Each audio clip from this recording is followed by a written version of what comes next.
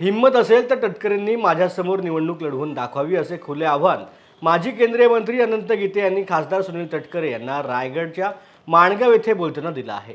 माजी केंद्रीय मंत्री अनंत गीते यांच्या आणि शिवसेना युवा सेनेचे मध्यवर्ती जनसंपर्क कार्यालय माणगाव या ठिकाणी सुरू करण्यात आलं असून या कार्यालयाचे उद्घाटन माजी केंद्रीय मंत्री अनंत गीते यांच्या हस्ते केले गेले। या प्रसंगी अनंत गीते यांनी कार्यकर्त्यांना मार्गदर्शन करत असताना महायुती सरकार आणि खासदार सुनील तटकरे यांच्यावर निशाणा साधला। मागच्या वेळेला श्रीवर्धनचा उमेदवार हा शिवसेनेने नव्हता दिला, कोणी दिला होता? गाव पत्रकार मित्रांनो, कोणी जाहीर केलं, कोणी दिला होता?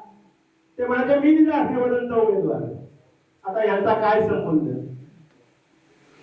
काय संबंध होता का? आणि म्हणून मग त्यांना फाजील महत्व द्यायचं नाहीये, उलट माझा दावा आहे, माझं खुलं आव्हान आहे, जर खरोखरच हिंमत असेल तर तटकरेने अनंत गीतेंच्या समोर लोकसभा लढवून दाखवावीच। त्यांनी खरोखर हिंमत करून दाखवावी।